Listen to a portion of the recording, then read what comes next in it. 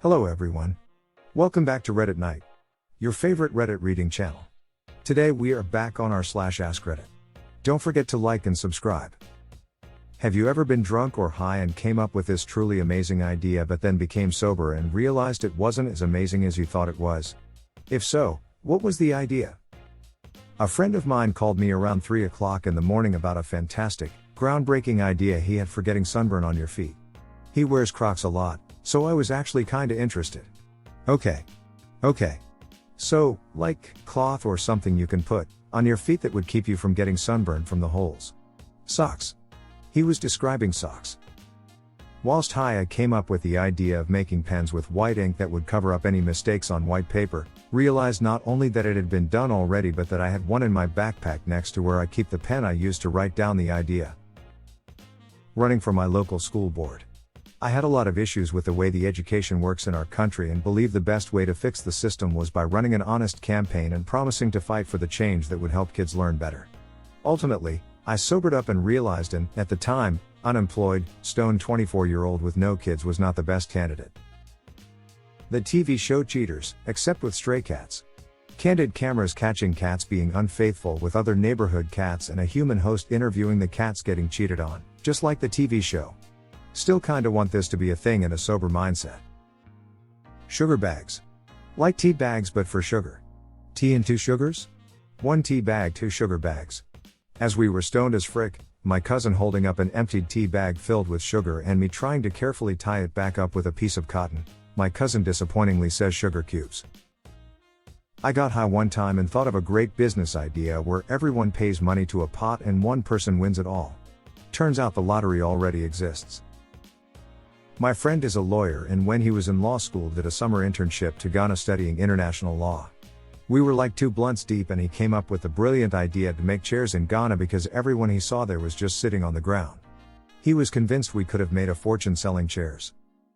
I had this idea that the Taken films should each focus on a different set of skills.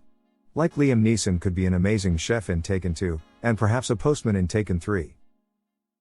I thought it would be practical if you would have a tag with your address written on it attached to your keys, so if you ever lost them they can be sent back.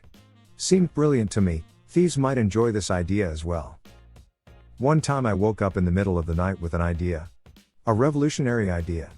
Something I needed to write down as fast as possible so I wouldn't forget.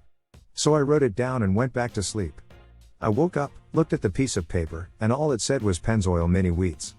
I've never quite figured out what I was thinking. My niece drunk texted me and went on about her idea for party popper tampons. She wanted to make tampons that shot out string and confetti when you pulled the string. It was all something about women celebrating their freedom and vaginas. It was a very confusing 2 a.m. series of texts when she was just supposed to let me know she made it home safe from her night out. When I did shrooms, I came up with the absolutely genius idea that NASA should employ young children and send them to space for missions because they have more natural curiosity and aren't jaded yet by adulthood, and they might notice things that a more experienced astronaut would miss because they'll look from a different perspective. I was convinced I needed to email NASA right away and tell them about my brilliant epiphany. I had this idea for a movie in a similar vein of Cabin in the Woods, where these people move into a haunted house, except the plot is from the antagonist's perspective, where the ghosts haunting the house treat it like a job, and have interviews in front of a camera, reality show style, venting about how tedious the little aspects of the job are. The premise was this ghost had reluctantly picked up and followed this family to this new house in order to keep haunting them, and inadvertently stepped on another ghost's jurisdiction, and they'd bicker about who haunts who, antics ensue. I realize now that this is more or less just what we do in the shadows. Damn you Taika. Edit. Alright guys, I'm trying to make it as a musician, and have made decent progress so far, and when I do, I'll go the Atlanta or Dave route and bring this up in a hopefully eventual pitch meeting. Thanks for your encouragement y'all, and please don't steal my idea, maybe. Give me 5 years. I have a running note on my phone with my ideas I have while intoxicated. I think my best one is what if there was a Queer Eye spin-off called Third Eye where hippies and conspiracy theorists try to awaken people who are already happy with their lives. Most of them are just dumb with such highlights as future math will be cool and there's a lot of cute animal behavior. I was thinking that kids these days need more time on the road to be better drivers, so maybe Uber should partner with driving education groups and subsidize them or pay the kids in college bonds or whatever. Yeah, maybe hiring a bunch of terrible drivers for your taxi services isn't such a great idea. Here's a good one from my list of ideas.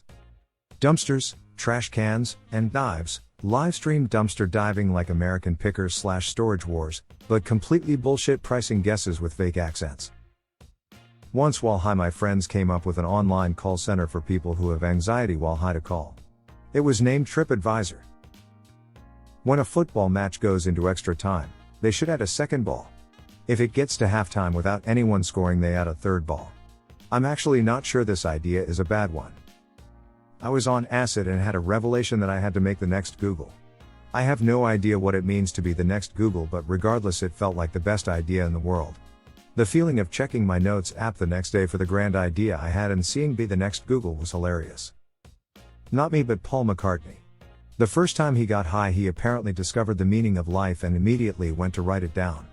When he woke up the next morning, he looked at the paper and it said there are 7 levels. Yep. Pre-melted cheese. Edit, okay, I feel the need to clarify as people are saying nacho cheese or Velveeta or Cheese Whiz.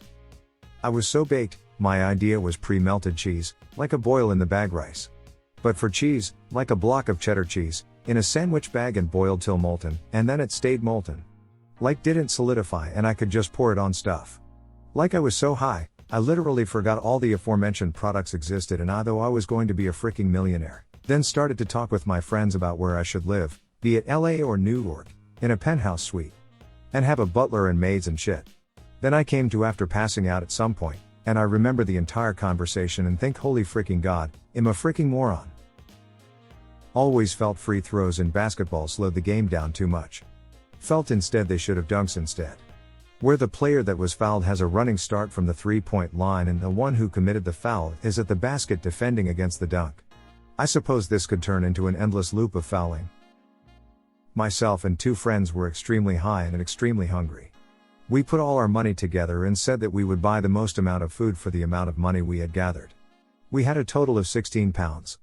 So our thought process was we could order 16 portions of chips, French fries for you Americans. We had to call the takeaway 3 times before they would believe that it wasn't a prank. We convinced them we were throwing a party. The takeaway finally delivered it, and myself and my other friend were too high to go to the door, so we made friend 3 go by himself. All of the lights were off and there was no music playing, so the delivery driver delivered 16 portions of chips to one man alone from his perspective. Needless to say, 16 portions of chips is too much food between 3 people. One of my philosophy professors told a joke about a philosopher having a dream in which he met Socrates, but quickly saw the proper rebuttal to his views, which Socrates conceded. Then he met Aristotle, and Descartes, and Kant, and Nietzsche, and Mill, and with each of them presented his contrary position successfully. He knew he was dreaming, but he thought, I have to wake up enough to write this down.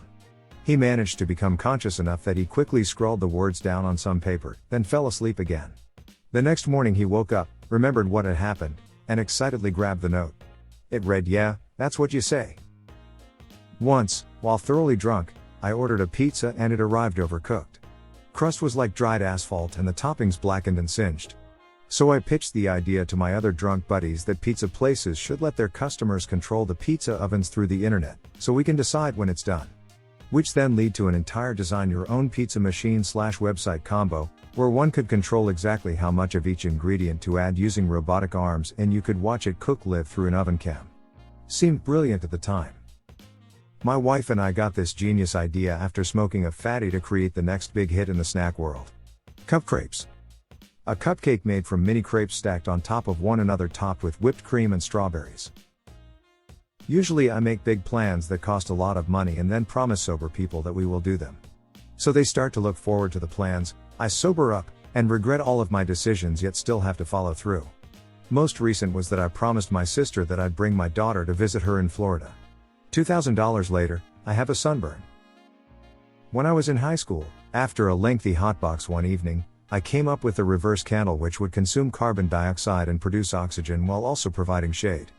Everyone truly thought it was a good idea, so we wrote it out on paper so we wouldn't forget. Later, the next day, I had realized we invented trees. As teenagers, my friend and I used to get really stoned and go sit in this particular diner for hours and drink coffee until we sobered up. One time 2 cops in uniform came in and sat down a few tables away and ordered some food. At first we were kind of paranoid, but they didn't seem to be paying us any attention. My friend was the type of guy who liked to do wacky shit just to be funny, especially on a dare. He was also a big proponent of marijuana legalization. He talked about it all the time. I told him I thought it would be hilarious to go up and ask the cops their thoughts on marijuana legalization. We were both still pretty baked and he thought it was a funny idea too, so on a whim he decided to do it. He took off his jacket and set it on the bench next to him and walked calmly over to their table and began talking with them. I couldn't hear what they were saying, but the conversation appeared to be polite and lasted a minute or two. He came back to the table with a big stoned grin on his face. "Aw man, those cops seem okay to me. They both said they think weed should be legal and it's a waste of their time to go after pot smokers." A little while later the cops finished their food and left. One of them even smiled and nodded to my friend on the way out. We watched them get into their patrol car and drive out of the parking lot. We stayed for about another half hour and then left to catch the bus home. We got to the bus stop and just as we both lit up a cigarette, a cop car pulled up with the same two cops inside. They had been sitting in the parking lot next door with their lights off waiting for us to come out of the diner. We obviously weren't old enough to be smoking cigarettes, and a check of our IDs confirmed that. They searched both of us and found a 5-sack of weed and a pipe in my friend's jacket. We both got tickets for underage smoking. He got cited for the pipe and marijuana, was given a court date, and taken home to his parents in the back of a police car. Imagine Discord online voice chat. My idea was that you could create subrooms within the current channel. My thought process was, I want to have a conversation with one person but still want to kinda hear what my other friends are conversing about with other people in the channel, but I don't want their conversation to interrupt my conversation and vice versa. So my thinking was that you join like a sub-channel where everyone in that sub-channel is at 100% volume and everyone else in the parent channel is at like 30% volume. So you could all be in the same parent channel, but not really be a hindrance to one another, but you could still sorta hear them if you wanted to. It seems like a good idea if you're high, but then you realize it's just kinda pointless lol. I thought I was onto a massive breakthrough. Edit, well this went mental. The people have spoken Discord. Make it happen. Thanks everyone. I made a soup sandwich while really high before. The soup obviously just destroyed the bread's integrity, and just fell out the sandwich. That was the first time in my life I realized just how dumb I am. I thought of something that I thought was the funniest shit. A video or comic where one guy takes a pepper packet, opens it, and pours it into his eyes. When his friend starts freaking out, he goes, "Ha, tricked you, it's actually salt." I got really high once and went to record my thoughts in my voice recording app like I usually do. It wasn't until I went to save and title it did I realize that I had actually called a local pizza joint after hours and left them a voicemail. Manly scented candles, smells like wood shop and a storm instead of roses and potpourri. We even thought of a name. Mandels, the manly candle. Then we went to register the website. Not only did someone have the same idea, they already had mandels.com and most of the scents we had brainstormed. I actually maintained a list of all I had genius ideas. I should go look it up. I once thought that they should make decaf coffee for people who want to drink coffee but don't want to be caffeinated. It was momentary but gave myself a chuckle for coming up with the idea. While smoking weed with some friends, I came up with an idea for a restaurant. I called it Pound Town. The idea was that all of our specials would be centered around a pound, like 16 ounces steaks and things like that. Our signature desserts would incorporate pound cake. You get the idea. I even had an idea for the commercial. It would start off with a kid in his late teens walking up and knocking on someone's front door. He suddenly stiffens up when an older man opens the door. Hi. I'm here to pick up Jenny. You must be Zach, he says somewhat sternly. Jenny's still getting ready. Come inside. She'll just be another minute. They both sit down in the living room and an awkward silence falls between them as the father eyes the young man suspiciously. So, the father says, "Where exactly are you planning on taking my daughter tonight?" The kid cracks a sly smile as he says, "I'm taking her to Pound Town." The father ridiculously nods in approval as the advertisement kicks off showing the food and announcing the specials. That's it for today. Don't forget to like and subscribe. Thanks for watching. See you in the next one.